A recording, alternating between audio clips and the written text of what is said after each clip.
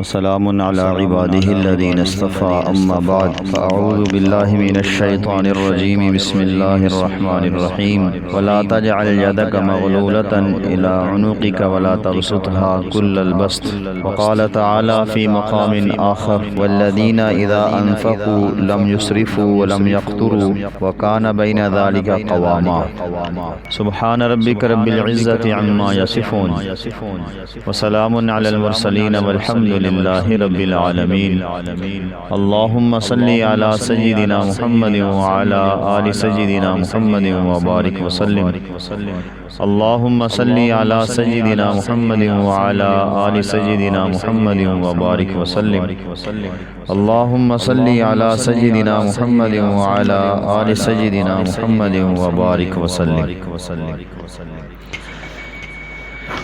ہماری اس مجلس کا جو عنوان چل رہا ہے وہ نفاق فی سبیل اللہ، یعنی اللہ کے راستے میں خرچ کرنا سخاوت ہے، اور اپنے مال کو روکنا اور ضرورت کے مواقعوں پہ خرچ نہ کرنا یہ بخل ہے۔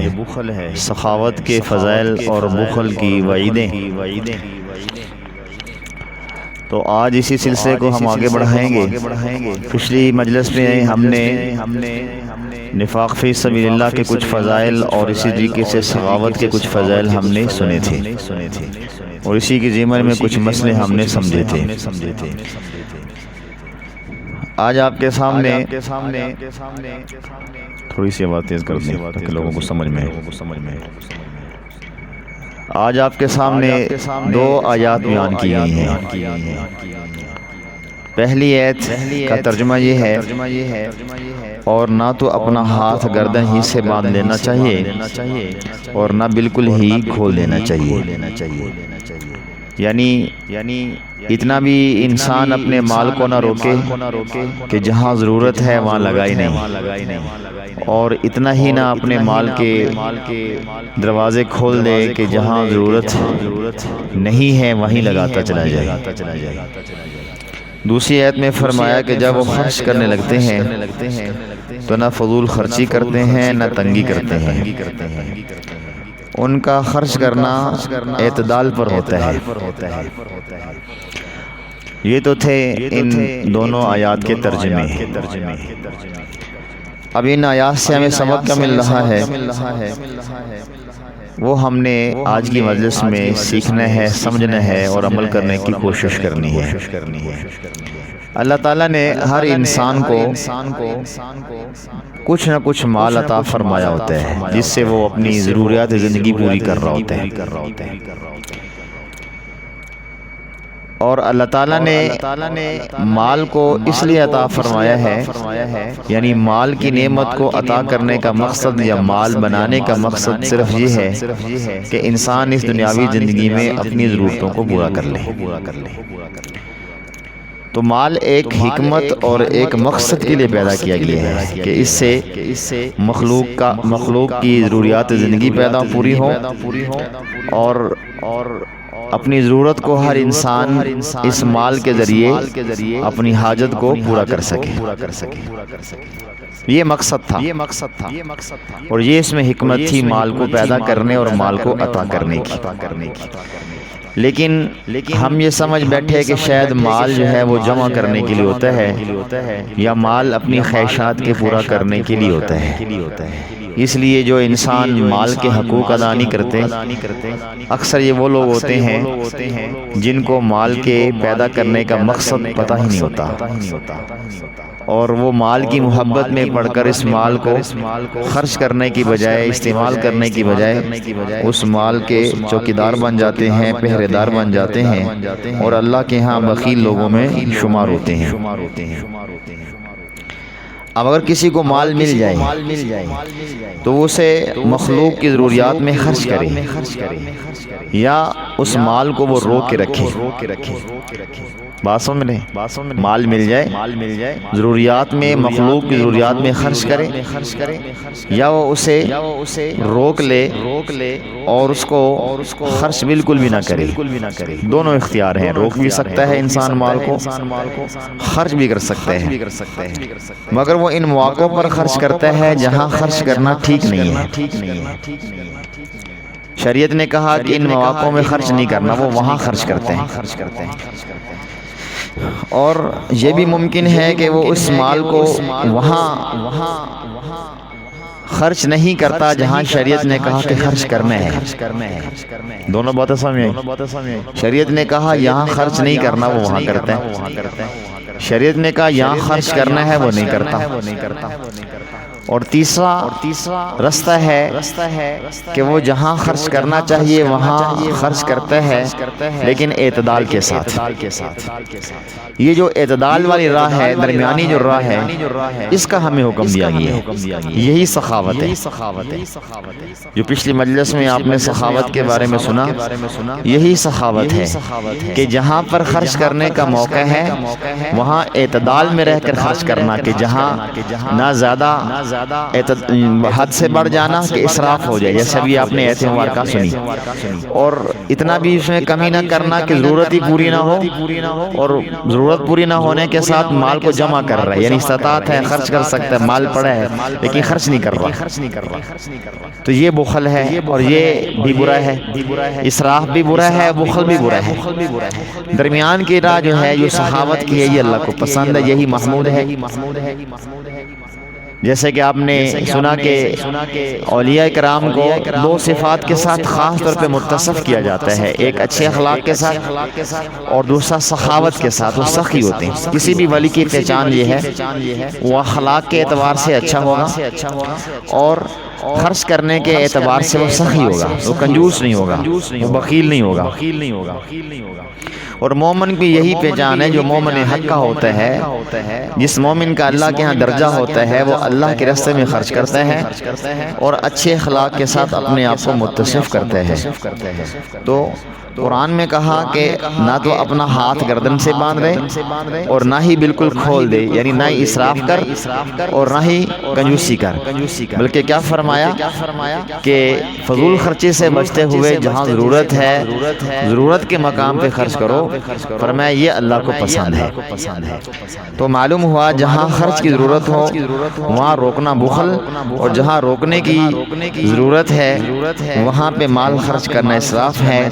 یہ دونوں چیزیں اللہ کو ناپسند ہیں۔ ان کے درمیان کی جو راہ ہے وہ صورت محمود ہے کہ انسان جہاں خرچ کرے تو اعتدال کے ساتھ خرچ کرے۔ اب بخل کیا ہے؟ سخاوت کے بارے میں تو آپ نے پچھلی مجلس میں تفصیل سے سنا۔ بخل کیا ہے؟ بخل کے بارے میں علماء نے لکھا ہے کہ واجب کو استطاعت رکھنے کے باوجود ادا نہ کرنا، یعنی جن جگہوں پہ خرچ کرنا واجب ہے ان جگہوں پہ استطاعت کے باوجود ہے کہ غربت کی وجہ سے نہیں خرچ کر رہا، اس کے پاس تنگی اتنی ہے کہ پورا نہیں اتر پاتا، یہ ایک الگ چیز ہے، یہ اس میں شامل نہیں ہے بخل میں۔ استطاعت ہے، مال ہے، خرچ کر سکتا ہے، ضرورت پوری کر سکتا ہے، اپنی بھی، اپنے بیوی بچوں کی بھی، اپنے والدین کی بھی، اور اپنے ہمسائے کی بھی، اپنے رشتہ دار کی بھی، اپنے پڑوسی کی بھی، اور عام مسلمان جو نہیں جاننے والا اس کی بھی ضرورت پوری کر سکتے ہیں، تو واجب حق ادا نہ کرنا استطاعت کے باوجود، یہ بخل ہے۔ یا خرچ تو کرتا ہے، جو چیزیں اس کے اوپر واجب ہیں، جن کو دینا ضروری ہے، جن کا خیال رکھنا ضروری ہے، جہاں پہ خرچ کرنا ضروری ہے، خرچ تو کرتا ہے۔ مثال کے طور پر ماں باپ بیمار ہو گئے یا بڑھاپے کی حالت میں پہنچ گئے کہ وہ اپنا ذریعہ معاش نہیں رکھتے، جیسے ایک خاتون نے مجھے کچھ پیسے دیے کہ میرے بچے نوجوان ہیں لیکن وہ شادی شدہ ہیں، اپنے اپنے کام کاج کاروبار میں لگ گئے، اور میرا خاوند بھی بوڑھا ہے، وہ کام کر نہیں سکتا، اور ہمیں ظاہر بات ہے انسان ہونے کے ناطے پیسوں کی ضرورت ہوتی ہے۔ یہ عبرتناک واقعہ جو میرے ساتھ پیش آیا میں آپ کو سنا رہا ہوں قریب زمانے میں۔ تو میں ایک بوڑھی خاتون ہوں، تو آپ مہربانی کریں یہ میرا پیسہ آپ رکھیں، اس کو استعمال کریں، اور اس سے جو منافع ہو ہمیں دے دیا کریں، چاہے آدھا آپ رکھ لیا کریں۔ بس یہ ہے کہ ہم اپنی اولاد کو محتاج نہ ہوں، اور وہ ہمیں ڈانٹتی ہے، پیٹتی ہے، ہمارے ساتھ اچھا رویہ نہیں کرتی، کم از کم ہم اپنے ماں باپ ہونے کی حیثیت جو ہماری اللہ نے ہمیں دی ہے وہ باقی رکھ سکیں، اور اپنا جتنی ہماری زندگی باقی ہے، نہ جانے کتنی باقی ہے، بوڑھے ہو چکے ہیں، تو اب میں چاہتی ہوں کہ اپنی عزت کے ساتھ گھر میں دو وقت کا کھانا مل جائے، کوئی دل میں خواہش پوری ہو، جو ضرورت ہو پوری ہو جائے۔ یہ میرا پیسہ آپ استعمال کریں، میں اس کو استعمال میں لانا چاہتی ہوں۔ اب ماں باپ کی یہ حالت ہے، اب یہ بندہ خرچ نہیں کرنا چاہتا، یہ تو بخل ہے، بہت بری بیماری، لیکن خرچ کرتا ہے، خرچ کر دیا، علاج کروا دیا پیسے، لیکن دل میں تنگی محسوس کی، دل میں غصہ محسوس کیا، دل میں ایک ضیق محسوس کیا، تو اس کا مطلب یہ ہے کہ یہ بندہ بھی بخیل ہے۔ یہ انسان کی عادت اللہ کو پسند نہیں ہے کہ خرچ کر رہا ہے لیکن ناخوشی سے خرچ کر رہا ہے، راضی نہیں ہے اس خرچ کرنے سے۔ بیوی بیمار ہے، پتہ بھی ہے، بیوی تقاضا کر رہی ہے یا تقاضا نہیں کر رہی، اس کے اوپر یہ واجب ہے، یعنی حق ہے اس کا کہ یہ اپنی بیوی کا علاج کروائے یا اس کو علاج کے پیسے دے دے، لیکن یہ پیسے نہیں دے رہا، یا پیسے دیتے ہیں تو راضی ہو کے نہیں دیتا، یہ بخل ہے، اور یہ اللہ کو بہت ناپسند ہے۔ بچوں کو کپڑوں کی ضرورت ہے، گرمی ہے یا سردی ہے اور استطاعت ہے لے کے دے سکتے ہیں، لیکن اس کی جگہ پہ کپڑے لینے کی بجائے کوئی جگہ بنا رہا ہے، مکان بنا رہا ہے، یا زمین بنا رہا ہے، یا کچھ ایسی چیزیں بنا رہا ہے جو اول حق ہے وہ ادا نہیں کر رہا، پیسہ جمع کر رہا ہے، چلو کل کو کام آئے گا۔ یہ انسان بھی بخیل ہے کہ اپنے بچوں کو کپڑے لے کر نہیں دے رہا، کپڑے پھٹ گئے ہیں، کپڑے ہیں نہیں ہیں، جوتے نہیں ہیں، یہ انسان بخیل ہے۔ تو یہ بیماری اللہ تعالیٰ کو بہت ناپسند ہے، ایسا انسان اللہ کو بہت ناپسند ہے، ایسا انسان عبادت گزار بھی کیوں نہ ہو تب بھی اللہ کی نظر میں وہ مقبول نہیں ہے۔ بات سمجھ رہے ہیں آپ؟ تو مال ضرورت کو پورا کرنے کے لیے دیا جاتا ہے، مال کو جمع کرنے کے لیے نہیں دیا جاتا۔ جس انسان کو اللہ مال عطا فرما دے اس کو چاہیے وہ اہل حق کا حق ادا کرنے میں خوشی محسوس کرے، اور خوشی کے ساتھ اہل حق کا حق ادا کر دے۔ اب کتنا ادا کرنا واجب ہے، کتنا حق دینا ضروری ہے، یہ بھی سمجھنے والی بات ہے۔ تو علماء نے لکھا ہے کہ واجب دو طرح کا ہوتا ہے۔ پہلا شریعت، جو شریعت کی طرف سے واجب ہے، یعنی شریعت نے آپ کے اوپر لاگو کیے ہے کہ آپ نے ہر حال میں دینا ہے۔ اب جو شریعت کی طرف سے لاگو کیا گیا کون سا وہ حق ہے، مثال کے طور پر زکوٰۃ ہے کہ ایک نصاب شریعت نے متعین کر دیا کہ اس نصاب کے بعد آپ صاحب نصاب ہو گئے، اب آپ کو زکوٰۃ کا دینا ضروری ہے، واجب ہے آپ پہ۔ اسی طرح عشر ہے، اور قربانی ہے، اور صدقہ فطر ہے، اور بیوی کا نان نفق ہے، یہ بھی واجب ہے۔ بیوی کے اوپر خرچ کرنا جو اس کی ضرورت ہے، علماء نے لکھا ہے کہ سردی گرمی کے دو جوڑے لے کر دینا یہ ضروری ہے۔ ہر سال سردی کے موسم میں ایک جوڑا اور گرمی کے موسم کا ایک جوڑا، یہ دو جوڑے لے کے دینا ضروری ہے، یہ واجب ہے۔ آپ نہیں دیں گے تو گنہگار ہوں گے۔ اسی طرح اگر آپ جیب خرچ دیں تو بہت اچھی بات ہے، نہیں دے سکتے تو کم از کم اتنا دیں وہ 2 وقت کا کھانا کھا سکے، یہ واجب ہے۔ اور گھر میں رہائش میں کمرہ دینا کہ جو جہاں وہ اپنی رہائش رکھ سکے، وہاں رہ سکے، رات گزار سکے، یہ واجب ہے۔ آج کل شادی بیاہ کے موقع پہ اگر یہ شرط لگا دی ہے کہ مکان بنا کے دیں تو لوگ برا محسوس کرتے ہیں، بھی وہ اپنا حق مانگ رہی ہے، اس نے رہنا ہے وہاں پہ۔ اگر وہ آپ مکان بنا کے نہیں دیں گے، وہ انکار کر سکتی شادی سے۔ ایک نوجوان لڑکی، ایک عورت، شریعت نے حق دیا ہے کہ وہ مکان بنا کے نہیں دے گا اس کا شوہر، تو اس سے طلاق لے سکتی ہے، اور شادی سے پہلے وہ انکار کر سکتی ہے، اس میں گناہ نہیں ہے۔ یہ مسئلہ سمجھتے جائیے، ہماری خواتین بھی یہاں بیٹھی ہیں، تو یہ شریعت کی طرف سے حق واجب ہے جو ادا کرنا ہی کرنا ہے، اس میں چھوٹ نہیں ہے۔ اور دوسرا ہے عادت اور مروت کی بنا پر جو واجب ہوتے ہیں۔ تو عادت اور مروت کی بنیاد پہ کیا چیز واجب ہوتی ہے؟ مثال کے طور پر اپنے اہل خانہ ہیں یا قرابت دار ہیں یا رشتہ دار ہیں یا پھر ہمسائے ہیں، پڑوس ہیں یا مہمان ہیں، ان میں سے کسی پہ خرچ کرنا پڑ جائے تو دل کی خوشی کے ساتھ مروتاً بھی اس کو کیا کر دے، خرچ کر دے، بے مروتی کا مظاہرہ نہ کرے۔ کوئی مانگنے والا آ جائے تو خوش دلی سے اس کو دے دے، روکے نہیں، اگر ہے تو دے دے، روکے نہیں۔ تو عادت اور مروت اس میں بہت ساری چیزیں شامل ہیں، اور جو واجب ہے اس کی وضاحت کچھ میں نے کر دی ہے، اور کچھ انشاءاللہ کسی دوسرے موقع پہ آپ کے سامنے عرض کر دیں گے۔ اس میں یتیم بچے اور بچیاں بھی آ جاتے ہیں، اور اسی طریقے سے جو وراثت میں کسی کا حق اور حصہ بنتا ہے، مثلا خامن فوت ہوا تو بیوی کا جتنا حصہ بنتا ہے، باپ فوت ہوا تو بیٹوں اور بیٹیوں کا جتنا حصہ بنتا ہے۔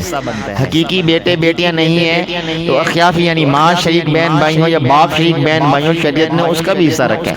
وہ مترے یا غیر کے سمجھ کے اس کو محروم نہیں کر سکتے اگر حقیقی اولاد نہیں ہے تو، بات سمجھ رہے ہیں؟ اسی طریقے سے اگر باپ نہیں ہے یا ماں نہیں ہے تو کس کو کتنا حصہ دیا جائے گا، ان کے مرنے پہ کس کو کتنا دیا جائے گا، یہ شریعت ہمیں بتاتی ہے۔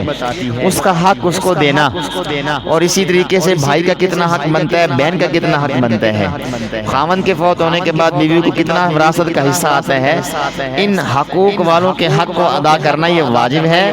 اگر نہیں ادا کریں گے تو گناہگار ہوں گے۔ میں ایک اپنے تجربے کی بات بتا رہا ہوں کہ اس تھوڑے سے زمانے میں، یعنی تھوڑے سے زمانے سنا 10-15 سال کے زمانے میں، جب سے اس عاجز نے اللہ کی توفیق سے جب بڑوں نے ذمہ داری ڈالی ہے سلسلے کے کام اور دین کے کام کرنے کی، تو میں نے ایک تجربہ اور مشاہدہ کیا ہے کہ اس وقت جو سب سے زیادہ چیخ اور پکار آسمان کے اوپر جا کر عرش ٹکرا کے واپس آتی ہے، وہ ناحق وراثت یا ناحق حصہ مانگنے والوں کی ہوتی ہے۔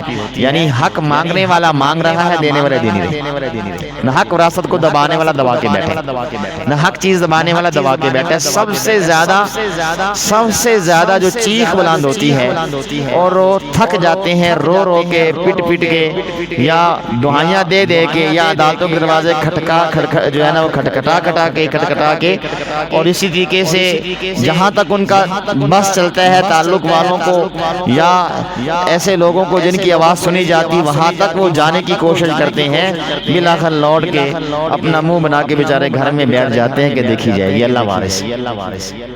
اور دوسری طرف حال یہ ہے کہ فوت ہونے کے بعد دیکھیں تو کھڑکا دی جاتی ہیں، دیکھیں تقسیم کر دی جاتی ہیں، کھانے تقسیم کر دی جاتی ہیں۔ شریعت نے کہا کھانے تقسیم کرنا بھی محمود نہیں ہے۔ اس موقع پہ کھانا کھلانا تو محمود ہے، اچھا ہے، لیکن کھانا کھلانا کوئی واجب اور فرض نہیں ہے۔ جو چیز واجب اور فرض ہے وہ یہ ہے کہ تم سب سے پہلا اقدام یہ اٹھاؤ، سب سے پہلا قدم یہ اٹھاؤ کہ تم وراثت تقسیم کرو، تاکہ کسی کا جو حق تمہارے پاس ہے وہ اس کا حق اس کو پہنچ جائے۔ یہ تمہارے لیے ضروری ہے، یہ واجب ہے، ہر حال میں یہ کرنا پڑے گا۔ جتنی تاخیر کرتے جاؤ گے گناہگار ہوتے جاؤ گے۔ کسی کی سرپرستی میں یتیم بچے بچیاں ہیں، ان کی اگر وراثت اس کے پاس ہے تو بالغ ہونے کے فوراً بعد یہ انسان اس کو ادا کر دے۔ جتنی اس میں تاخیر کرے گا وہ گناہگار ہوگا، اور اگر بالفرض اس نے یہ حصہ خود ہی رکھ لیا اور ان کو نہ دیا تو آخرت میں اس کا سخت مواخذہ ہوگا۔ تو بخل کی جو سب سے بڑی جو بیماری ہے، یعنی سب سے بڑی جو عادت ہے جو اللہ کو ناپسند ہے، ایک ہے عام بخل، کہ بندہ ان چیزوں میں بخل کرے جن چیزوں پہ یا جن لوگوں پہ خرچ کرنا مروتاً یا عادتاً ضروری ہوتا ہے، تو ان میں بندہ خرچ نہ کرے، یہ بخیل ہے، یہ بھی ناپسندیدہ ہے۔ لیکن اس سے بھی برا یہ ہے کہ انسان شریعت کے جو واجب ہیں ان کے حقوق ادا نہ کرے، زکوٰۃ نہ نکالے، قربانی نہ کرے، عشر نہ ادا کرے، اور اسی طرح اپنی بیوی کا نفقہ نہ ادا کرے، اس کا حق مار ہے تو وہ ادا نہ کرے، یتیم بچیوں کے اگر اس کے پاس وراثت ہے وہ اس کو نہ لوٹائے، اور اسی طریقے سے فوت ہو جانے کے بعد سرپرست کے ان کی وراثت اگر کسی بڑے بھائی کے پاس ہے، کسی چچا کے پاس ہے، تایا کے پاس ہے، کسی بڑے کے پاس ہے، وہ اس کے فوت ہونے کے بعد ان کے حوالے نہ کرے، ان کے نام نہ لگوائے، تو یہ ساری ایسی بیماریاں ہیں جو اللہ کو انتہائی ناپسندیدہ ہیں۔ علماء فرماتے ہیں یہ سب سے بڑا بخل ہے، اور یہ بخل کی بیماری اللہ کو بہت زیادہ ناپسندیدہ ہے۔ ایسا انسان رات بھر عبادت کرتا رہے، دن بھر نمازیں پڑھتا رہے اور روزے رکھتا رہے، اور اپنی زندگی میں سینکڑوں مرتبہ حج کرتا رہے، عمرے کرتا رہے، اور اللہ کے راستے میں ہزاروں مرتبہ خرچ کرتا رہے، اللہ کے ہاں اس کی کوئی مقبولیت نہیں ہے، کیوں اس نے صاحب حق کا حق ادا کرنا ہے، وہ اس کے ذمہ ہے۔ علماء نے یہاں تک لکھا کہ جس بندے کے اوپر قربانی واجب ہے لیکن اس نے قرض دینا ہے، اگر وہ قرض دیتا ہے تو قربانی کے لیے پیسہ نہیں بچتا، اور اگر قربانی کرتا ہے تو قرض جس کا قرض دینا اس کا قرض نہیں ادا کر پاتا، تو فرمایا قربانی چھوڑ دے، قربانی ساقط ہوگی، قرض ادا کرے۔ بات سمجھ میں آ رہی ہے؟ وہ قرض ادا کرے۔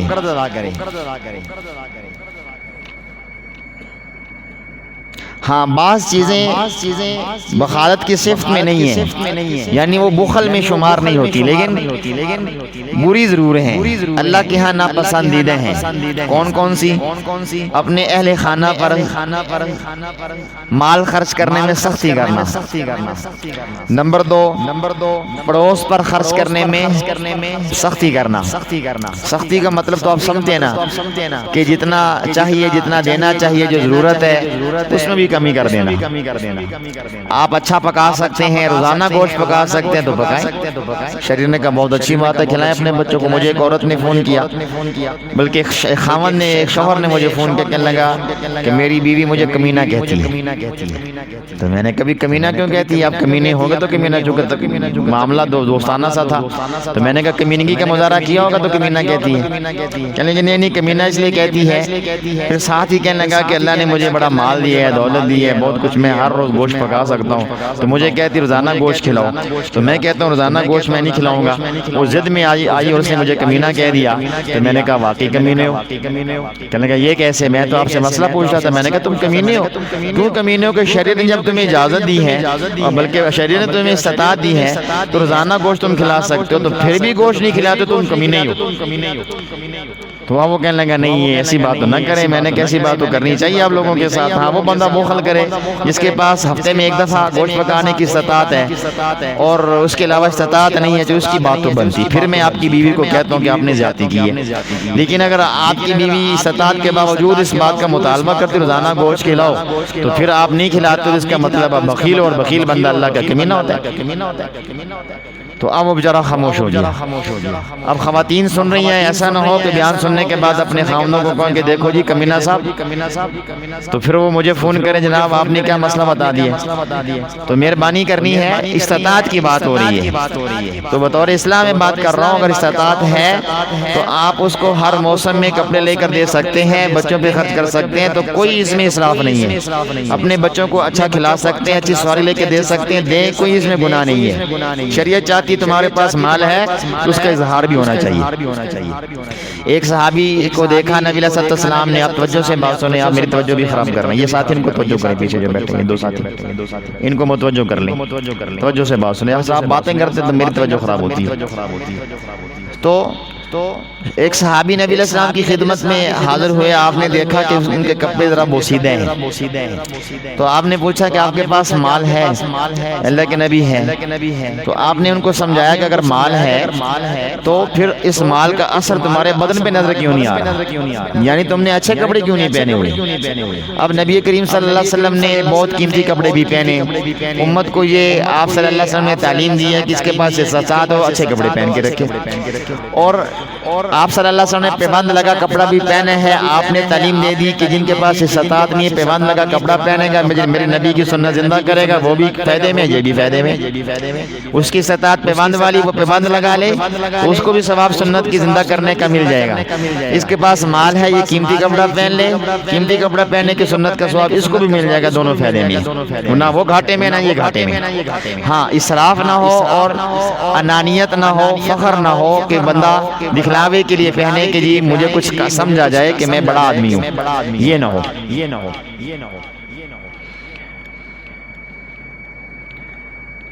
تو اپنے اہل خانہ پر سخت گیری اور اس طریقے سے اعزا اقارب پہ سخت گیری کرنا یہ برا ہے. بھلے یہ بخل میں شامل تو نہیں ہے، ضرورت پوری ہو رہی ہے، لیکن فراخ دلی سے نہیں کرتا، کھلا نہیں کھلاتا پلاتا. اور ایک حد ہے، میں نے پہلے عرض کر دیا کہ اسراف، زیادہ ضائع نہیں کرنا کہ مال ضائع ہو، وہ اسراف ہے. ضائع نہ ہو، گھر میں استعمال ہونے والی چیز میں فراخی کرنا یہ رضامندی کی علامت ہے.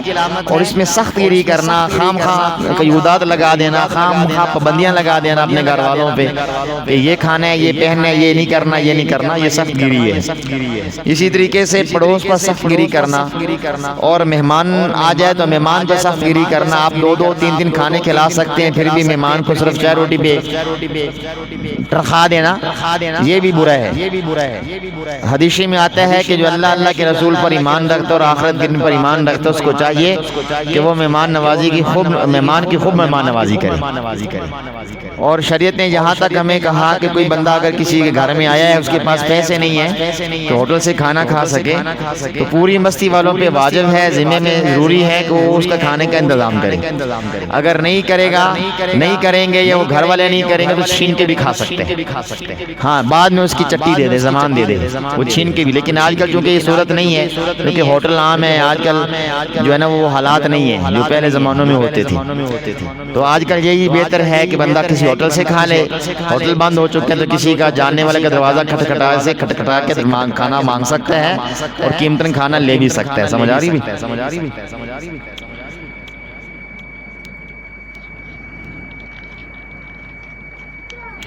تو اتنا کم خرچ کرنا کہ حقوق میں کوتاہی ہو، یہ بخل ہے. لیکن کوتاہی تو نہ ہو، لیکن کھلے دل سے خرچ نہ کرنا یہ بری عادت ہے. حدیث میں آتا ہے جو بندہ کسی کے من پسند کا کھانا کھلا دیتا ہے تو قیامت کے دن اللہ بلا حساب اس کو جنت میں داخلہ عطا فرمائیں گے. اب آپ اندازہ لگائیں، یہ اجنبی کی بات ہو رہی ہے. مہمان کو من پسند کا کھانا کھلانا، پھر اپنے بیوی بچوں کو من پسند کا کھانا کھلانے کے کیا فضائل ہوں گے. اسی طرح اوڑھنے اور پہننے کی چیزوں میں سخت گیری کرنا یہ بھی برا ہے. اور کفن خریدنے اور قربانی کے جانور کے خریدنے میں سخت گیری کرنا یہ بھی برا ہے. کہ جانور بڑا خریدنے کی، اچھا عمدہ جانور خریدنے کی استطاعت ہے تو بلی نما جانور خرید لینا، چلو قربانی تو کرنی ہے، خیر گزارا کر لو، یہ برا ہے. سمجھ آ رہی؟ جیسے مذاق میں لوگ کیا کہتے ہیں، تو گدڑ لے کر آ گئے، یعنی وہ بکری نہیں ہے، گدڑ ہے، چھوٹا سا. استطاعت ہے لیکن اس کے باوجود وہ جان بوجھ کے کم عمدہ جانور لیتا ہے، یہ برا ہے. صدقے کی اشیاء اگر وہ خریدنے جا رہا ہے تو اس میں بھی سخت گیری کرنا یہ برا ہے. صدقہ کوئی چیز کرنا چاہتا ہے تو عمدہ چیز لے، اچھی چیز لے، کثیر تعداد میں لے اپنی استطاعت کے مطابق، اور خوش دلی سے اللہ کے راستے میں اس کو خرچ کرنے کی کوشش کرے. اپنے دوست، اپنے بھائی اور قریبی رشتہ دار اور بیوی بچوں اور عام انسانوں کے ساتھ بھی سخت گیری کرنا یہ برا ہے. جب بھی ان کو کچھ لے کر دے، فراخ دلی سے دے اور خوش دلی سے ان کے اوپر خرچ کرے. اسی طرح عالم دین اور والدین اور اپنے شیخ اور اپنے بچے اور خاص طور پہ بوڑھے شخص پہ اور عورت کے ساتھ سخت گیری کا معاملہ کرنا اس سے بھی برا ہے، کیونکہ یہ وہ لوگ ہیں جو اللہ کے ہاں مقرب ہوتے ہیں. لہذا مشائخ جو بوڑھے ہوتے ہیں اور ماں باپ اور اسی طریقے سے علماء جو دین کے کام کرنے والے ہوتے ہیں اور اسی طریقے سے مجاہدین جو جہاد فی سبیل اللہ میں مصروف ہوتے ہیں، ان پر جو ان کے گھر والوں پہ خرچ کرنے والے یا دین کا کام کرنے والے ان کو کمانے کی فرصت نہیں ملتی، ان پہ خرچ کرنے والوں کو اللہ پسند فرماتے ہیں. اور ان پہ خرچ کرنے کا موقع مل جائے تو بخالت سے کام لے، یہ عادت اللہ کو ناپسند ہے. تو سادے الفاظ میں کسی ایسے مقصد کی خاطر مال خرچ نہ کرنا بخل ہے جو مال جمع کرنے سے زیادہ اہم ہو. اس لیے دین کی حفاظت، مال کی حفاظت زیادہ اہم ہے. تو زکوٰۃ اور اہل و عیال کا نفقہ اور قربانی یہ ادا نہ کرنے والا اللہ کے یہاں بہت بڑا بخیل شمار ہوتا ہے. اور بخیلوں کے بارے میں آپ نے سنا کہ ان کا کھانا بیماری ہے اور ان کے ساتھ دوستی لگانا ہلاکت ہے. ایک بزرگ گزرے حضرت حبان بن بلال رحمۃ اللہ علیہ، وہ فرماتے تھے کہ دنیا کی سخاوت یہ ہے کہ انسان دے، خرچ کرے، احسار کرے، یعنی دینا، خرچ کرنا، احسار کرنا، اور دین کی سخاوت یہ ہے کہ سخی دلوں کے ساتھ اللہ کی عبادت کریں اور عبادت کی مشقت اور ہمارے دلوں اور جسموں پر گرا نہ گزرے، یعنی ہم عبادت کریں، کثرت سے کریں تو اس کی مشقت ہمیں دل کو جو ہے نا وہ سخت محسوس نہ ہو، ایک دل میں کڑن اور غصہ سا بوجھ سا محسوس نہ ہو، بلکہ رضامندی سے عبادت کریں یہ محسوس ہو۔ چنانچہ ایک عورت مشائخ کی، جہاں پہ کچھ مشائخ بیٹھے تھے، علماء بیٹھے تھے، اللہ والے بیٹھے تھے، ان کی مجلس کے پاس سے گزری اور اس نے ایک اونچی آواز سے پوچھا کہ بھائی یہاں پہ کوئی ایسا ہے جس سے میں سوال کروں، مجھے بتا سکے، جواب دے سکے؟ تو ایک آدمی نے اشارہ کیا کہ فلاں ایک بزرگ یہاں بیٹھے ہیں، آپ ان سے پوچھ لیجیے۔ تو انہوں نے، اس عورت نے اس بزرگ سے پوچھا کہ حضرت عبادت پر ثواب کی نیت رکھنے پر جو بندہ عبادت کرتا ہے، یعنی جو بندہ عبادت کرنے جا رہا ہے اس پہ ثواب کی نیت بھی رکھتا ہے، تو کیا یہ سخاوت ہے؟ تو حضرت نے فرمایا جی ہاں یہ بھی سخاوت ہے، کیونکہ اللہ کریم نے ایک کے بدلے میں 10 کا وعدہ فرمایا ہے۔ تو اس عورت نے کہا کہ کیا عجیب بات ہے کہ تم ایک کے بدلے میں 10 کی امید رکھتے ہو، تو تمہارے نزدیک یہ سخاوت ہے؟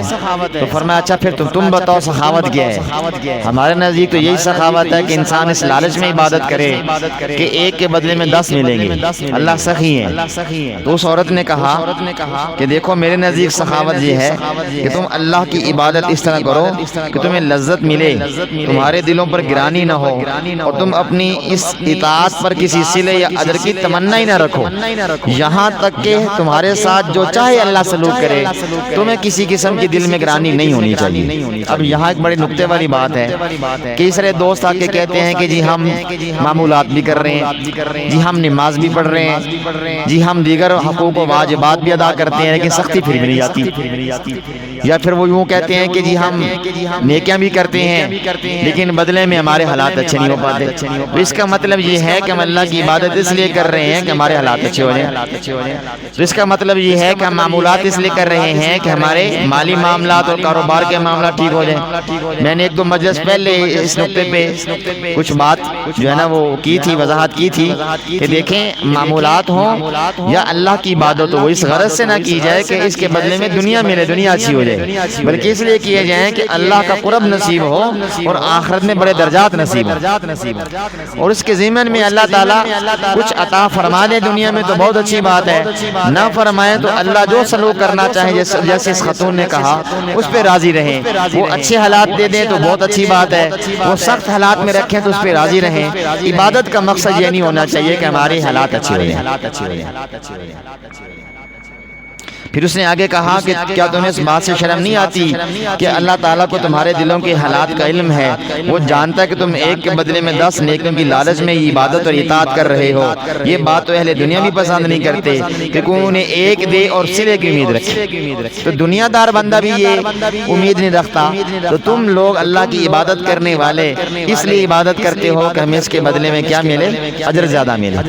اب اس خاتون کی ایک بات تھی، ہم تو اجر ہی کے لالچی ہیں، ہم تو اجر ہی پہ عبادت کرتے ہیں، لیکن مشائخ فرماتے ہیں کہ اس کا ایک اونچا درجہ یہ ہے کہ اللہ کی محبت میں ڈوب کر اللہ کی ذات کی خاطر عبادت کی ہے، کوئی تمنا نہ رکھی جائے، تمنا نہ رکھی جائے، جو اللہ چاہے آپ کو عطا فرمائے، نہ دے تو نہ دے، دے تو دے، لیکن وہ ایسا ہے کہ ایک کے بدلے میں 10 بھی دیتا ہے، 70 بھی دیتا ہے، 700 بھی دیتا ہے، واللہ یضاعف لمن یشاء، جتنا اخلاص ہوگا وہ 7,000 تو کیا 7 لاکھ، 70 لاکھ، 70 لاکھ تو کیا 70 کروڑ سے بھی جہاں تک وہ چاہتا ہے عطا فرماتا ہے، کوئی قید نہیں ہے۔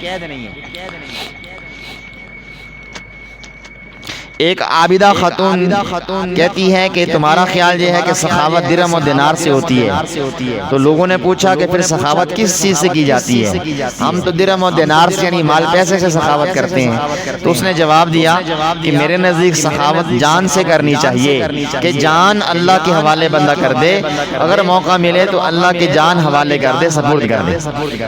ایک بزرگ فرماتے ہیں دین میں سخاوت یہ ہے کہ محض اللہ کے لیے اپنی جان داؤ پر لگا دے، اس کی خاطر جان کی قربانی بری معلوم نہ ہو، یعنی انسان اللہ کے راستے میں اپنی جان کو کھپا ڈالے اور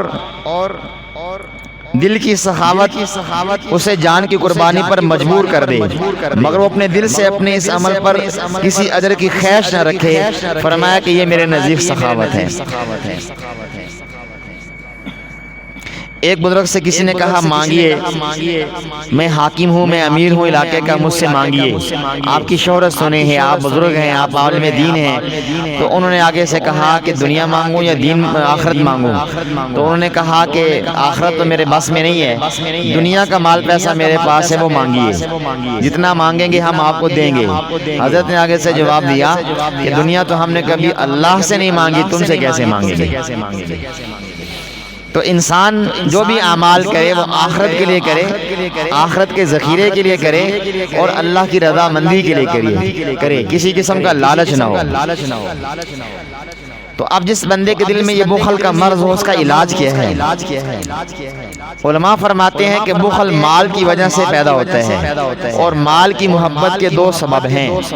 ایک شہوات کی محبت، یعنی انسان لذات حاصل کرنا چاہتا ہے، دنیا کس چیز کی لذت، دنیا کس کھانے میں لذت، دنیا کس مکان میں لذت، دنیا کی اس سواری میں لذت، تو لذات اور شہوات کے پیچھے بھاگتا ہے، اس کو پورا کرنے کے لیے پھر مال کماتا ہے۔ تو مال کی محبت کس وجہ سے پیدا ہوتی ہے کہ انسان کے دل میں شہوات ہوتی ہیں، خواہشات بہت زیادہ ہوتی ہیں، ان خواہشات کو پورا کرنے کے لیے انسان پھر مال کے پیچھے بھاگتا ہے۔ پھر جب مال مل جاتا ہے تو خوب اپنے لذات اور شہوات کو پورا کرنے کے پیچھے لگ جاتا ہے، یا پھر اپنی اولاد یا نفس مال کی محبت ہوتی ہے۔ جس بندے سے بھی آپ پوچھیں بھی کیوں کما رہے ہیں، کیوں جمع کر رہے ہیں، تو وہ کہتا ہے جی اپنے بچوں کے لیے کر رہا ہوں۔ جس سے بھی پوچھیں گے یہی کہے گا۔ یا پھر اس کی اولاد نہیں ہوگی، کتنے ایسے دنیا میں لوگ ہیں ان کی اولاد نہیں ہوتی لیکن بہت مالدار ہوتے ہیں، اولاد سے محروم ہوتے ہیں، مالدار ہوتے ہیں۔ میرے سامنے کتنے ایسے لوگ ہیں جن کو میں جانتا ہوں کہ ان کے پاس اولاد نہیں ہے لیکن مال بہت زیادہ ہے، اور کئی جگہوں پہ جاتے آتے ہیں تو وہاں بھی پتا چلتا ہے کہ اس بندے کے پاس مال بہت زیادہ ہے لیکن اولاد نہیں ہے۔ اب ان کے دل میں نفس مال کی محبت ہے، خرچ نہیں کرتے پھر بھی، حتیٰ کہ زکوٰۃ بھی ادا نہیں کرتے، حتیٰ کہ ایسا ہوتا ہے کہ بعض دفعہ قربانی کا جانور خریدنا پڑے تو بخل سے کام لیتے ہیں کہ جتنی کم قیمت میں مل سکے اتنی کم قیمت میں لیتے ہیں کہ کہیں مال ختم نہ ہو جائے۔ تو اولاد کی محبت یا نفس مال کی محبت کی وجہ سے انسان کے دل میں بخل پیدا ہوتا ہے، یا شہوات کی وجہ سے دل میں بخل پیدا ہوتا ہے کہ اگر میں زکوٰۃ نکالوں گا، اللہ کے راستے میں خرچ کروں گا تو میری لذات پوری نہیں ہوں گی، میری شہوات پوری نہیں ہوں گی، اور میں مزے کی زندگی نہیں گزار سکوں گا، مال کم ہو جائے گا۔ عشر نکال دوں گا تو میرا پیسہ جو مجھے ملنے والا وہ حساب لگاتا ہے، کیلکولیشن کرتا ہے کہ اگر 100 من نکلی ہے تو 10 من تو اگر میں اللہ کے راستے میں دے دوں گا یا 5 من اللہ کے راستے میں دے دوں گا، برانی یعنی بارش سے زمین پکی 10 من دینے پڑیں گے، اور اگر اس کو جو ہے نہری پانی یا ٹیوبل کا پانی لگے تو 5 من دینے پڑیں گے۔ تو وہ حساب کرتا ہے 5 من 2200 ضرب 5 من تو کتنا ہو گیا؟ ابھی 22 کو 5 ضرب دیتے ہیں تو وہ لاکھ سے بھی اوپر ہو گیا، یار لاکھ روپے کم ہو جائے گا۔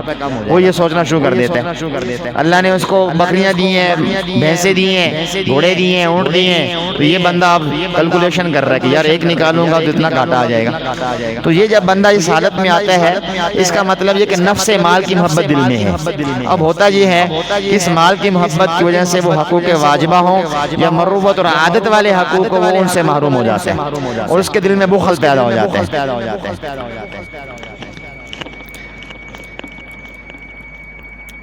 اس لیے آپ نے دیکھا ہوگا کہ استطاعت کے باوجود خرچ کرنے کی وہ استطاعت رکھتے ہیں، اس استطاعت والے معمول کے مطابق ساری زندگی بھی وہ لوگ خرچ کریں تو کبھی زندگی ختم ہو جائے گی، مال ختم نہیں ہوگا۔ ایسے مالدار بھی دنیا میں کثرت سے ہیں، ہم اپنے ارد گرد میں دیکھیں گے آپ کو کئی لوگ ملیں گے اتنا ان کے پاس زمینیں ہیں، اتنا مال ہے، بینک بیلنس ہے، کاروبار ہے، تجارت ہے کہ آرام سے بیٹھ کر بھی خرچ کریں معمول کے مطابق تو زندگی ختم ہو سکتی ہے لیکن مال ختم کم نہیں ہو سکتا، اتنا کما چکے ہوتے ہیں، اتنی وراثت ان کے پاس موجود ہوتی ہے، لیکن اس کے باوجود بھی ان کی بخالت کا یہ عالم ہوتا ہے کہ وہ پورا عشر یا پوری زکوٰۃ یا غریبوں پہ خرچ یا اپنے اعزا قارب پہ خرچ یا اپنے بیوی بچوں پہ ضروری خرچ نہیں کر پا رہے ہوتے۔ کیوں؟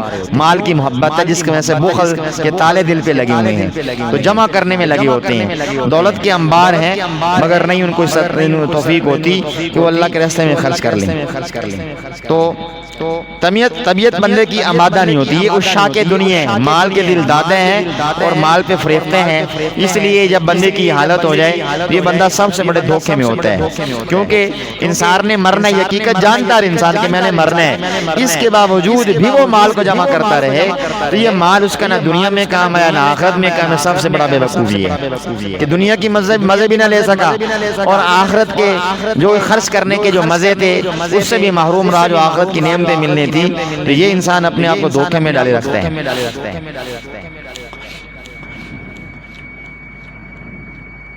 تو لوگ مال کو محبوب بنا لیتے ہیں، اب جب مال محبوب بن جاتا ہے تو پھر کئی دفعہ ایسا ہوتا ہے کہ انسان اس مال کو خرچ نہیں کرتا اس وجہ سے ختم نہ ہو جائے، اور پھر بعد میں وہ لذتیں بھی انسان کی چھوٹ جاتی ہیں، خاص طور پہ بڑھاپے میں وہ لذات بھی ختم ہو جاتی ہیں۔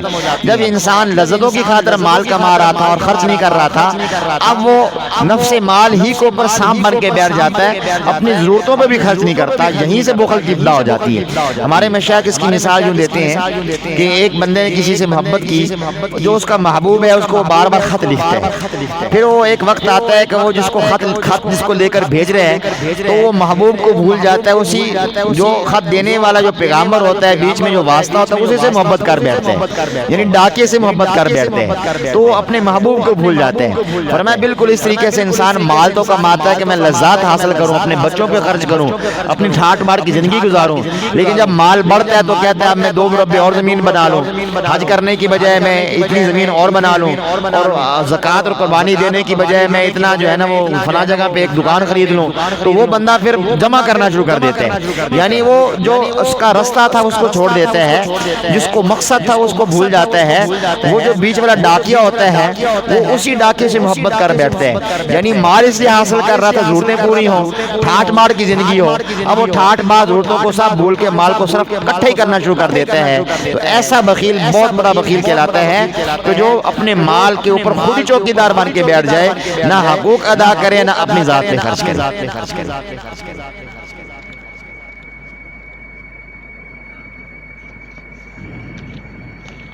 اس سے بڑی بے وقوفی یہ ہے کہ مال دینے والے کو انسان بھول جائے، جس نے مال دیا ہے اسی کو دینا بھول جائے، اسی کو واپس کرنا بھول جائے، جو وعدہ کر رہا ہے کہ تم مجھے دو گے تمہیں میں آخرت میں اس سے بڑھ کر عطا کروں گا، تو اس سے بڑی بے وقوفی کیا ہو سکتی ہے؟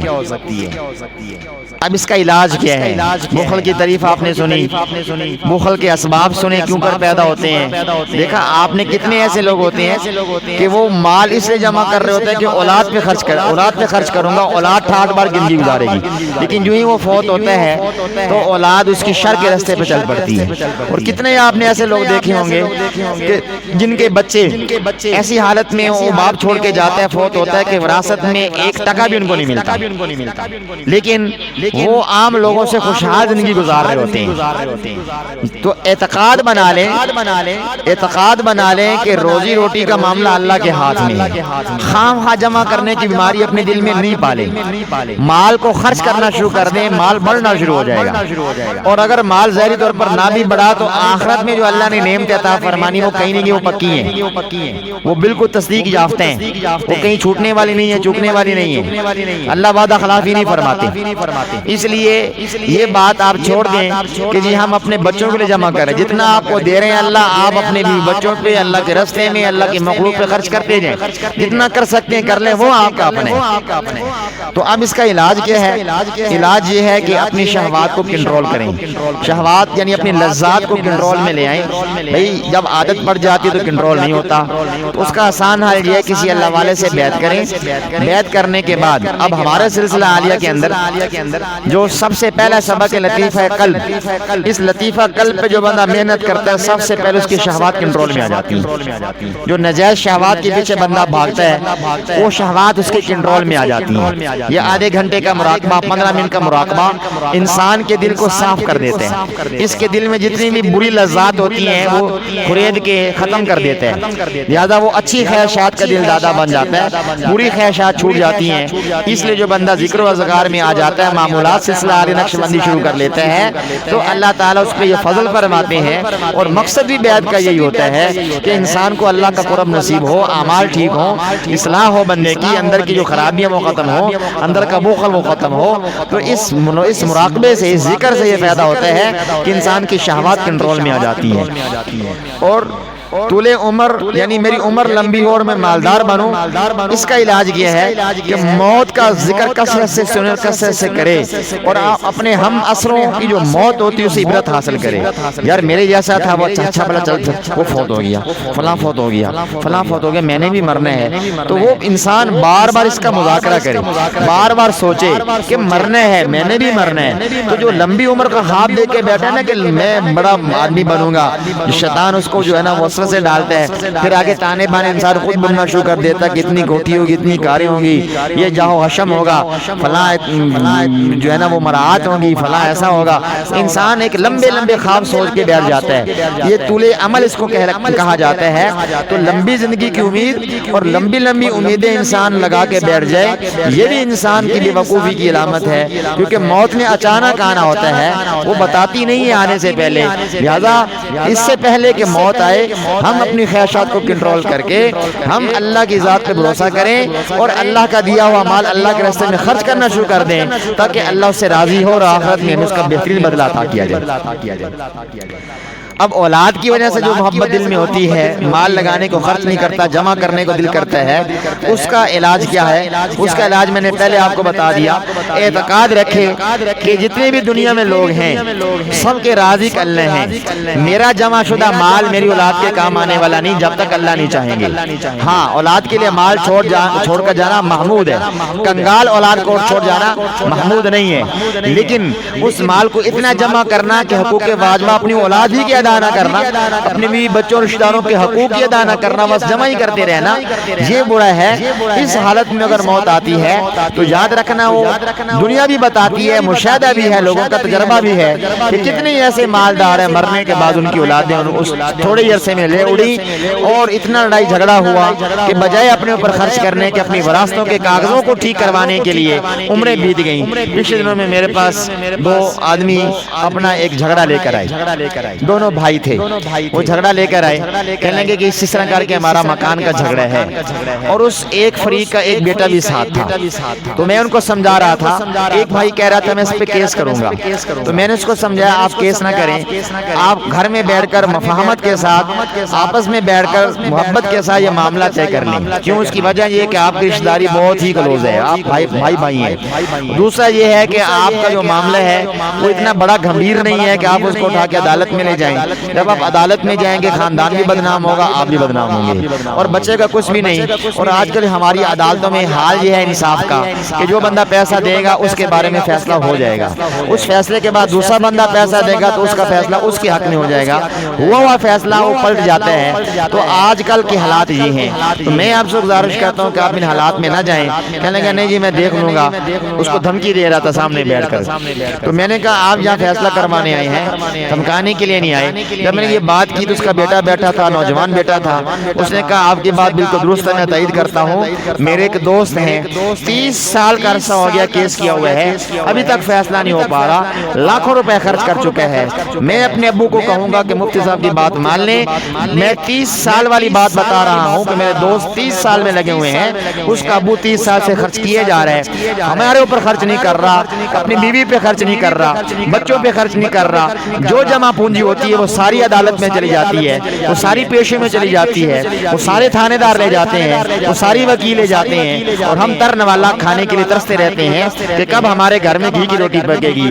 آپ اندازہ لگائیں، میں لفظ ہی نہیں چھوڑ رہا، یہ نوجوان بچے کی بات نہیں ہے، یہ ہر نوجوان بچے کی بات ہے جس کے گھر میں یہ معاملہ چل رہا ہے، ہر نوجوان بچی کی یہ بات گھر میں یہ معاملہ چل رہا ہے۔ وراثتی معاملات میں کبھی بھی عدالتوں میں آپ نہ جائیں، آج کل کی عدالتوں میں گھر میں بیٹھ کر آپ شریعت کے اوپر فیصلہ کر لیں، علماء کو آپ کھانا کھلا لیں، علماء کو آپ 2-4 روپے خرچ کر کے گاڑی پہ ان کو بلا کر گھر میں، گاڑی کی استطاعت نہیں موٹر سائیکل پر جا کر گھر میں، یہ بھی استطاعت نہیں تو ہمارے علماء نے آپ کے لیے آسانیاں پیدا کی ہوئی ہیں، مدارس میں بیٹھے ہیں، موبائل فون ان کے پاس ہیں، وقت لے لیں ان سے اور اپنی وراثت کے معاملات ان کے سامنے رکھیں، ان کو ثالثی بنا لیں، کہیں جو فیصلہ آپ کر دیں گے ہم مان لیں گے، اپنی نفسانی شیطانیت چھوڑ دیں، آپ گھر میں خود بھی آسانی سے زندگی گزاریں گے، آپ کے بچے بھی آسانی زندگی گزاریں گے، بجائے اس کے کہ آپ عدالتوں کے دھکے کھاتے پھریں یا آپ اللہ پہ چھوڑ دیں۔ میں نے اس کو یہی بات سمجھائی کہ اگر آپ سمجھتے میں حق پہ ہوں تو اللہ پہ چھوڑ دیں، یا آپ بات کسی تیسری بندے کی مانیں، آپ کو نقصان بھی اٹھانا پڑے اٹھا لیں،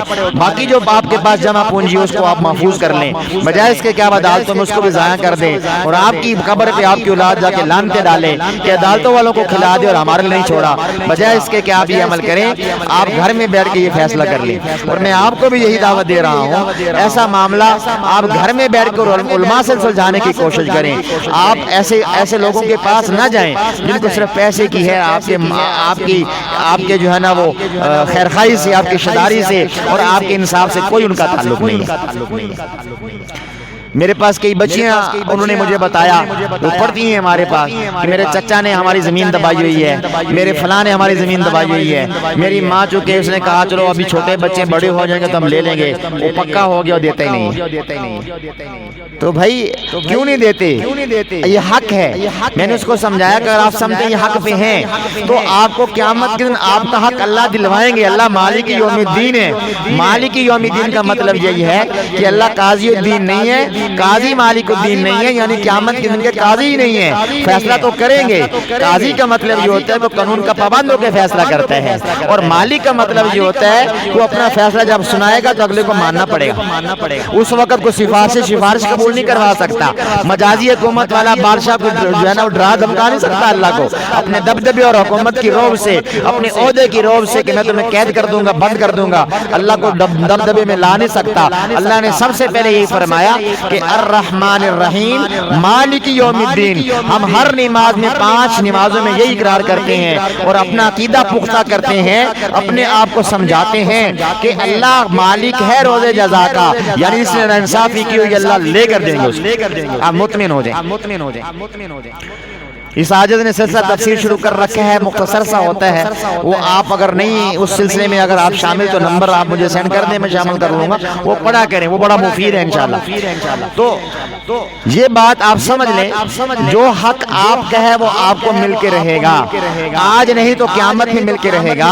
اپنا وہ حق لینے کے لیے آپ کوشش کریں، لیکن اپنا مال پیسہ ایسے لوگوں پہ ضائع نہ کریں کہ بعد میں آپ کی اولاد تنگ دست ہو جائے۔ تو کتنے ایسے لوگ ہیں کہ جو وراثت اس لیے بناتے ہیں کہ اولاد خرچ کرے گی، لیکن کتنی اولادیں ایسی ہیں شر کے راستے پہ چل پر اپنی جو ہے نا وہ سارے مال کو کیا کر دیتے ہیں، تباہ و برباد۔ ہمارے حضرت میں ایک واقعہ سناتے ہیں کہ ایک ریلوے اسٹیشن پہ چند نوجوان بیٹھے تھے، ایک نوجوان نے کہا کہ میرے پاس اتنا مال ہے کہ 7 نسلیں بھی ختم کریں تو نہیں کر سکتی، حتیٰ کہ اللہ بھی چاہے تو ختم نہیں ہو سکتا، نعوذ باللہ۔ بڑا بول دیا۔ ہمارے حضرت فرماتے ہیں کہ اللہ کی شان دیکھیں، وہ فوت ہوا آدمی تو اس کی اولاد میں ایک نوجوان غلط رستے پہ چڑھ پڑا، اس کا بیٹا، اس کے بیٹے نے ٹھیک 1 سال کے بعد سارا مال بیچ دیا، شرابوں میں، کبابوں میں، عیاشیوں میں، سب بیچ دیا۔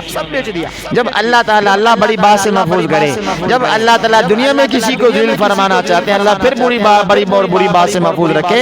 اللہ دنیا میں کسی کو ذلیل کرنا چاہتے ہیں تو اللہ اس کی اولاد میں کسی کو نشے کا عادی بنا دیتے۔ ہاں کبھی آزمائش بھی ہوتی ہے، کسی گناہ کا اثر اللہ دنیا میں کسی اولاد میں ڈالتے ہیں تو اس کی اولاد بگڑ جاتی ہے، اس کو سہتا رہتا ہے، برداشت کرتا ہے، تکلیف برداشت کرتا ہے، اللہ اس کو آخرت میں معاف فرما دیتے ہیں۔ لیکن کبھی ایسا ہوتا ہے کہ جب اللہ کسی عمل سے ناراض ہوتے ہیں تو اللہ اس کے ساتھ یہ معاملہ کر دیتے ہیں اور اس کی اولاد اس کی زندگی ہی میں اس کا مال ختم کر دیتی ہے۔ اب ہوا یہ کہ اس کے اوپر یہ لعنت آئی، اگلے سال اسی اسٹیشن پہ بیٹھ کر اس کا بیٹا کہہ رہا تھا انہی نوجوانوں میں بیٹھ کر کہ اللہ کے لیے مجھے کچھ دے دو، مجھے نشہ کرنے کے لیے میرے پاس پیسے نہیں ہیں۔ اسی ریلوے اسٹیشن میں بیٹھ کر جس نے 7 نسلیں کے 7 سال بھی نہیں گزرے، ابھی 1 سال گزرا ہے اور وہ وہاں پہ بیٹھ کے بھیک مانگ رہا ہے۔ ایک اذان دینے والے مؤذن نے اذان کہی، یہ واقعہ بھی ہمارے شیخ نے سنایا، تو وہ امیر آدمی مالدار آدمی تھا، متکبر آدمی تھا کہ بھاگ کے مقصد میں ہے تو یہ شرم نہیں آتی، میں سوتا ہوں اور میں افسر ہوں، تو اذان دیتا ہے، میری نیند خراب ہو جاتی ہے، وقت کے تھپڑ زور سے مارا۔ کبھی بھی اپنے مال مرتبے کی وجہ سے کسی کو زیادتی نہ کریں، یہ زیادتی اللہ برداشت نہیں کرتے، دنیا والے دیکھتے ہیں، کبھی نہ کبھی ضرور پکڑ آئے گی اس کی۔ کبھی اپنے منصب اور اپنے مال کی وجہ سے کسی پہ زیادتی نہیں کریں۔ تھپڑ جب مارا وہ مسکین مؤذن خاموش ہو کے رہ گیا، کسی کو شکایت نہیں کر سکتا تھا، اور یہ بات ذہن میں رکھنا، جو کسی کو شکایت نہیں کر سکتے وہ اللہ کو شکایت کرتے ہیں، اور جو اللہ کو شکایت کرتے ہیں وہ اللہ کی سزا سے تم بچ نہیں سکتے۔ جیسے ایک خاوند نے اپنی بیوی کو مارا تو بیوی کمرے میں چھپ گئی، اس نے کہا ویسے چھپی ہوگی، تھوڑی دیر کے بعد رونے کی آواز سنی، اس نے کہا ویسے میں رو رہی ہوگی، جب وہ اس نے کان لگائے تو کیا دیکھتا ہے، وہ یہ کہہ رہی ہے اللہ یہ انسان تیرا خلیفہ ہے اور تو نے کس ظالم خلیفہ کے حوالے مجھے کر دیا کہ میں اس کے سامنے اپنا حق بھی نہیں رکھ سکتی، اس کے سامنے بات بھی نہیں کہہ سکتی۔ اس کا دل دھک ہو کے رہ گیا، فوراً دروازہ کھلوایا اور منت سماجت کی کہ اللہ سے میری شکایت نہ کر۔ عقل مند تھا نا۔ کتنے ایسے لوگ ہیں جو اپنی بیویوں کی بد دعائیں لیتے ہیں، پھر کہتے ہیں ہمارے حالات ٹھیک نہیں ہیں، پھر کہتے ہیں کسی نے کچھ کر دیا ہے، اور کیا کس نے اپنی بیوی پہ ظلم کیا ہوتا ہے۔ ہمارے مشائخ فرماتے ہیں، حکیم اختر شاہ صاحب رحمۃ اللہ علیہ فرمایا کرتے تھے کہ دو گناہ ایسے ہیں کہ جن کی معافی اللہ کبھی نہیں دیتے، ایک گناہ سود ہے اور دوسرا فرماتے تھے اپنی بیوی پہ ظلم ہے۔ جو بندہ اپنی بیوی پہ ظلم کرے گا مرنے سے پہلے اللہ اس کی ایسی لا علاج بیماری میں مبتلا کریں گے، اسی لا علاج بیماری میں آلریڈی رکھتے مرے گا۔ عقل مند تھا، اس نے معافی مانگ لی۔ تو بیوی پہ ظلم نہیں کریں، وہ آپ کی متاحت ہے، آپ اس کی اصلاح کر سکتے ہیں، اس کو تنبیہ کر سکتے ہیں۔ شریعت نے کہا اگر وہ بد کرداری کا مظاہرہ کرے تو آپ اس کو ہلکی سزا دے سکتے ہیں مار کی، لیکن اس مار سے پہلے دو قدم اور اٹھانے پڑیں گے۔ پہلا قدم یہ ہے کہ آپ بول چل بند کر دیں، پھر بھی وہ باز نہیں آتی، دوسرا قدم یہ ہے کہ آپ اس کا حصہ الگ کر دیں، صحبت کرنا چھوڑ دیں آپ اس سے، اور اگر پھر بھی باز نہیں آتی تو پھر آپ تیسرے نمبر پہ آپ مار سکتے ہیں، ہلکی پھلکی مار دے سکتے ہیں۔ پھر بھی بات نہیں آتی، شریعت نے کہا آپ ظلم نہیں کر سکتے، طلاق دے کے فارغ کر دو۔ جس کے پاس جانا چاہتی چلی جائے، چھوڑ دو اس کو جان چھوڑ دو، جان چھڑا لو اس سے، ظلم نہیں کر سکتے۔ کسی کو آپ ماریں گے، ظلم کریں گے تو اب یہ سزا ایسی ہے کہ اس کی سزا آپ کو دنیا میں مل کے رہے گی۔ اب آپ کو کچھ چھڑا نہیں سکتا، ہاں یہ کہ بیوی سے آپ معافی مانگ لیں۔ اور دوسرا گناہ ہے اپنے ماں باپ کو ستانا۔ اپنے ماں باپ کو ستانے والے کو ہم نے اپنے شیخ سے بھی بار بار سنا، اللہ دنیا میں ایسی سزا دیتے ہیں کہ وہ عبرت کا نشان بنتا ہے۔ اگر لوگ نہیں اس کو ستائیں گے تو اس کی اپنی اولاد اس کو لازمی ستائے گی، حتیٰ کہ وہ کرتوت بھی کرے گی اولاد اس کے ساتھ جو اس نے اپنے ماں باپ کے ساتھ کسی تنہائی میں کیے تھے، مثلا ڈانٹا تھا، غصہ کیا تھا، تو وہ اس کی اولاد اس کے ساتھ کرے گی۔ اللہ اس کو اس وقت تک مرنے نہیں دیں گے جب تک اس کی اولاد اس کے ساتھ یہ آچر نہیں کرے گی۔ تو عزیز جماعت آپ سے یہی درخواست ہے کہ اللہ تعالیٰ جب کسی کے حق کسی کے ذمہ لاگو کر دیں تو اللہ کے احسان سمجھتے ان کے حقوق کو ادا کرنا شروع کر دیں، اسی میں ہماری بھلائی ہے۔ تو آخر میں آپ سے عرض کر رہا تھا کہ کتنی ایسی اولادیں ہوتی ہیں کہ ان کی وراثت میں بہت کچھ بندہ چھوڑ کے جاتا ہے، لیکن وہ غلط راستے پہ چل پڑتی ہیں، کسی کام کے نہیں آتی، سب ختم و تباہ و برباد ہو جاتے ہیں۔ اور بہت سارے بچے ایسے ہوتے ہیں کہ ماں باپ فوت ہوتے ہیں تو کچھ بھی یاد نہیں ہوتا، غریب ہوتے ہیں، لیکن خوشحالی زندگی گزار رہے ہوتے ہیں، ایک وقت آتا ہے کہ خوشحال ہو جاتے، کسی کے محتاج نہیں رہتے۔ اس لیے فرمایا کہ تم بجائے مال جمع کرنے کے خرچ زندگی میں کرو۔ اگر وہ اولاد نیک ہوئی تو اس کے دل میں اللہ کا خوف ہوا تو پھر اللہ ہی کافی ہو جائے گا اس کے لیے، تمہاری وراثت کی ان کو ضرورت ہی نہیں ہے۔ اور اگر وہ بدکار فاسق فاجر ہوئی تو تم مال چھوڑ کے ان کی فسق و فجور میں تعاون کر رہے ہو، ادھر تم مرو گے قبر میں پہنچو گے، وہ غلط راستے میں تمہارا مال خرچ کریں گے، ادھر قبر کے اندر عذاب تمہارا بڑھا دیا جائے گا۔ تو بجائے اس کے کہ اپنا عذاب گلے لے کر جاؤ تو اپنا مال اللہ کے راستے میں خرچ کر کے اپنے لیے آخرت کا ذخیرہ کر لو۔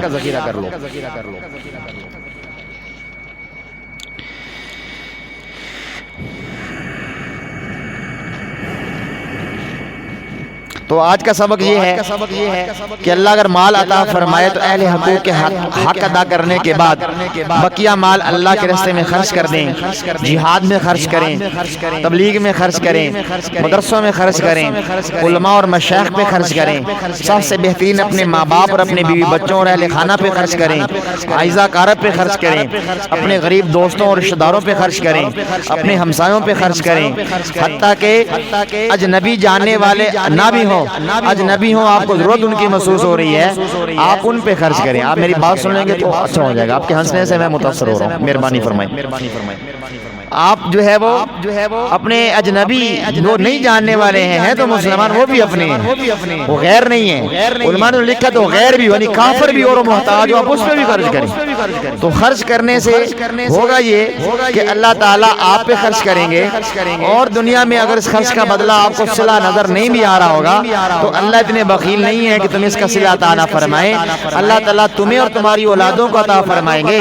یہ ممکن نہ ہوا یعنی تمہیں نظر نہیں آ رہا تو اللہ آخرت میں ضرور عطا فرمائیں گے، اور فرمایا او اللہ پہ چھوڑ دو وہ کتنا عطا فرمائیں گے۔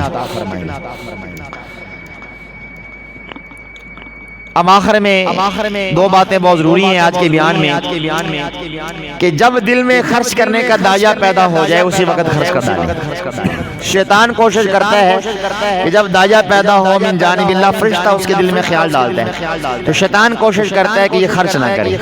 ایک بزرگ کی شیطان سے ملاقات ہوئی تو بزرگ کی شکل اختیار کی ہوئی تھی، تو پوچھا بیچارے مورے سے اللہ والے لگتے ہو کو نصیحت ہی کر دو۔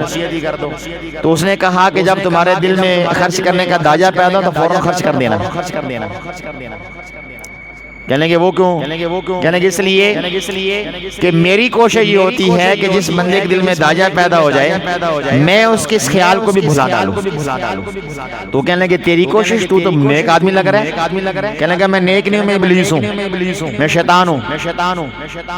تو ان بزرگوں نے فرمایا کہ میرے اس مکالمے سے نتیجہ یہ نکلا کہ جس بندے کے دل میں اللہ داعیہ پیدا کرنے خرچ کرنے کا، جتنی جلدی ہو سکے اس مال کو اللہ کے راستے میں نکال ڈالے، کہیں ایسا نہ ہو کہ شیطان سستی ڈالے اور یہ بندہ بھول جائے۔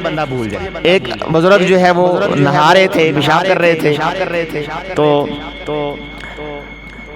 فوراً اپنے بار شاگرد کو آواز لگائی کہ فلاں بن فلاں میرا فلاں جگہ کرتا کھڑا ہے، اس کو راہ خدا میں خرچ کر ڈالو، صدقہ کر دو۔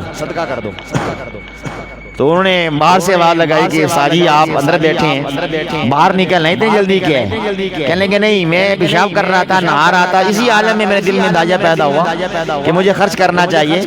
کہیں ایسا نہ ہو کہ میں اپنے نفس میں مطمئن نہیں ہوں، یہ نفس میں باہر نکلوں تو مجھے بدل دے، میری نیت کو بدل دے کہ نہیں اس کی ضرورت ہے تجھے۔ اور کئی دفعہ میں نے خود اپنے اوپر تجربہ کیا ہے کہ پرانے کپڑوں کو میں نکالتا ہوں اور نکالنے کے بعد میں ایک طرف کر دیتا ہوں، چلو میں زور کے بعد میں کسی کو دے دوں گا۔ اب زور کا وقت گزر گیا، اثر کا وقت ہے، دوبارہ نظر پڑی نہیں یار یہ کام آنے والے ہیں۔ یقین کریں میں خود اپنا وہ بتا رہا ہوں کہ دل فوراً وہ کیا ہو جاتا ہے، بدل جاتا ہے، نفس فوراً جو ہے نا وہ چال دیتا ہے کہ نہیں یار اس کو اپنے لیے استعمال کر لو۔ تو یہ ہو سکتا ہے آپ کے ساتھ بھی ایسا ہوتا ہو، تو یہ ضروری ہے کہ جب داعیہ پیدا ہو تو فوراً اللہ کے راستے میں اس کو نکال دو، خرچ کر دو، اپنے ہاتھ سے نکال دو۔ اور دوسرا جو موقع شریعت نے خرچ کرنے کا عطا کر دیے ہے فوراً خرچ کر ڈالو۔ اگر نہیں کرو گے تو پھر ہوگا یہ کہ نفس جو ہے وہ تمہاری رائے بدل دے گا اور تم اس نیکی اور بھلائی سے محروم ہو سکتے ہو۔ اور بعض ایسے مواقع شریعت نے دی ہوتے ہیں کہ اس میں تاخیر کرنے سے انسان کو گناہ ملتا ہے، جیسا قربانی آ رہی ہے۔ اپنے حالات کا جائزہ لے لیجئے کہ اگر قربانی میرے اوپر واجب ہے تو اب مجھے قربانی کا جانور خریدنے کے لیے ابھی سے کوشش شروع کر دینی چاہیے۔ سستی کو چھوڑ کر کہیں ایسا نہ ہو کہ نفس میرا داؤ پیچ کھیلنا شروع کر دے اور بہانے تلاش کرنا شروع کر دے کہ جی قربانی میرے اوپر تو واجب ہی نہیں ہے، میں کیسے قربانی کروں، میرے حالات ٹھیک نہیں ہیں، حالانکہ قربانی واجب ہے۔ قربانی کیسے واجب ہوتی ہے، کتنے مال پہ واجب ہوتی ہے، قربانی کیسے کرنی چاہیے، قربانی کے جانور کے اوصاف کیا ہونے چاہیے، یہ ایک تقاضا آ رہا ہے، اس کو ہم انشاءاللہ اگلے بیان میں عرض کریں گے۔